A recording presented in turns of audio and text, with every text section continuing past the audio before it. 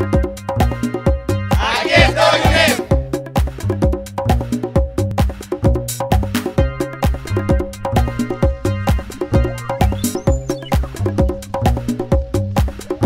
Universidad en casa.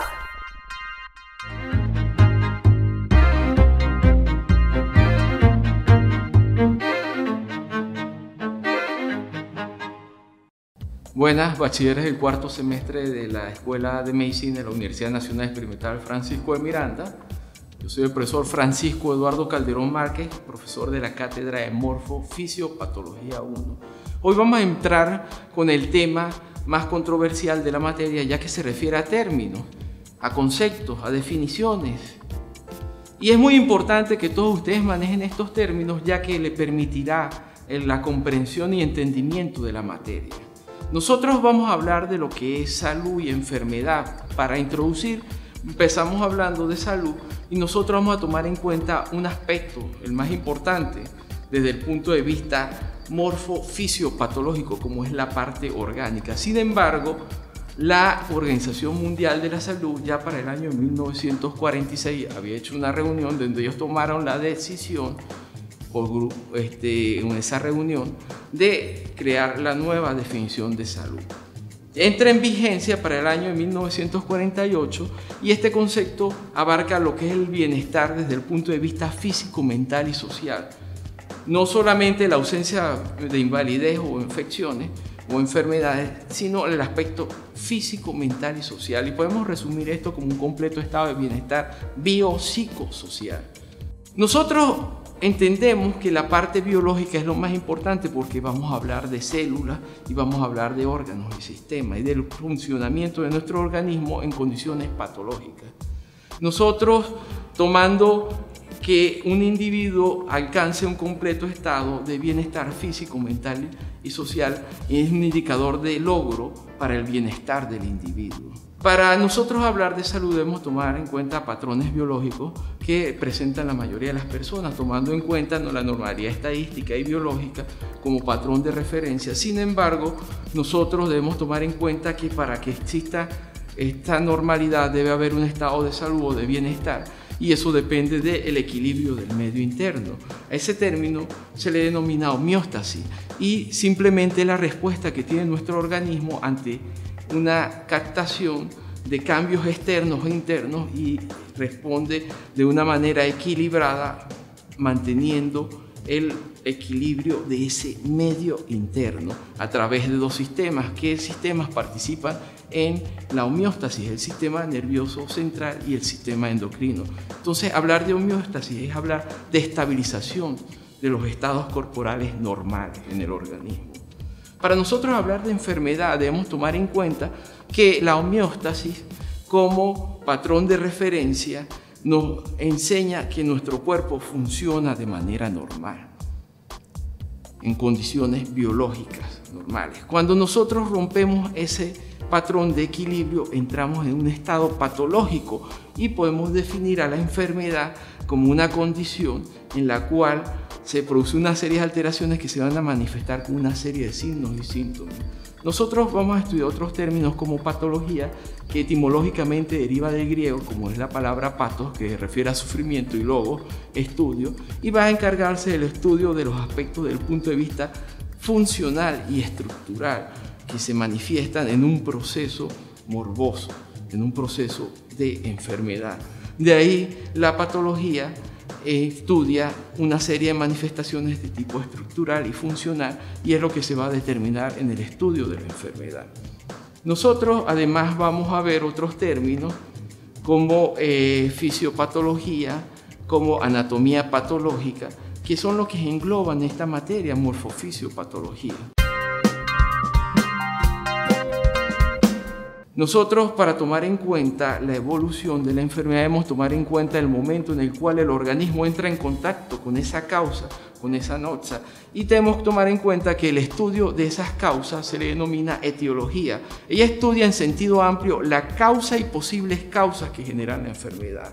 En el caso de la patogenia, se encarga de estudiar el proceso desde el momento en que la causa entró en contacto con el organismo y las alteraciones que se producen a nivel orgánico y cómo se van a manifestar desde el punto de vista fisiopatológico. Eso es lo que le da relevante importancia a la clínica, porque se va a expresar con una serie de signos y síntomas y va a encargarse de ver cómo ese término de patogenia se encarga del estudio y del origen y el desarrollo de la enfermedad desde el momento en que entró en contacto esa causa con el organismo.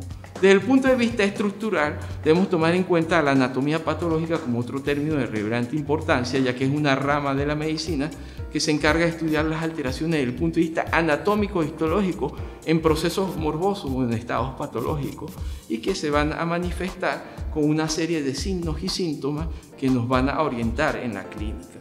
Desde el punto de vista de la fisiopatología debemos tomar en cuenta la fisiología, porque la fisiología se encarga del estudio de la función normal. Eso ya lo vieron ustedes en el tercer semestre, en el segundo y en el primero, en los diferentes momentos.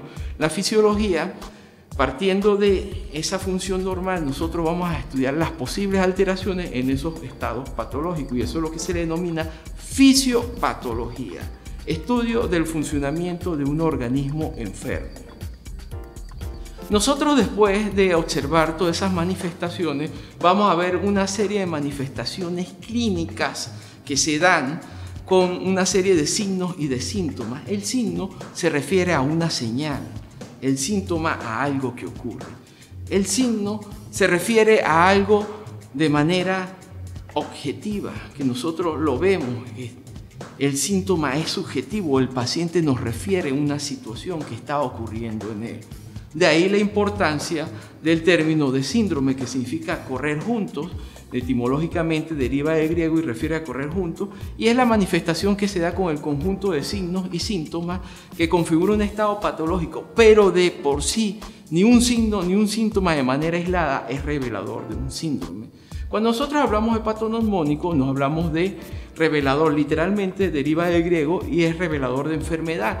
Es una denominación que se da a un síntoma o a un signo que, por ser exclusivo de una enfermedad, va a dar un diagnóstico de manera precisa. En el caso de esto tenemos el ejemplo del sarampión con las manchas de Kopli que se presentan a nivel de paladar blando. Son patoneumónicas de sarampión. Nosotros podemos observar un cuadro morboso en el cual la causa va a ejercer una acción sobre el organismo provocando una reacción. Todo este proceso en esta patogenia va a generar una serie de cambios desde el punto de vista anatomopatológicos, bioquímicos, a nivel de la biología molecular, genética e inmunológica, dando una manifestación desde el punto de vista fisiopatológica con alteraciones desde el punto de vista orgánica o sistémica, lo que se va a manifestar con signos y síntomas, y es lo relevante para la importancia en la clínica.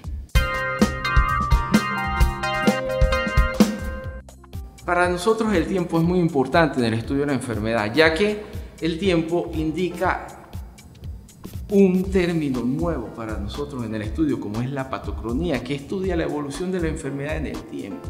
Nosotros vamos a tener diferentes tipos de evolución, unos que van a ser de tipo agudo y otros que van a ser de tipo crónico. Sin embargo, hay enfermedades que no por ser agudas en fase inicial se consideran ya crónicas, como es el caso de la tuberculosis, porque se sabe que su evolución es de larga data. Dentro de las fases evolutivas debemos tomar en cuenta el momento de incidencia de la causa, que es una condición que va a determinar la patología. Es el momento en que la persona entra en contacto con el agente etiológico.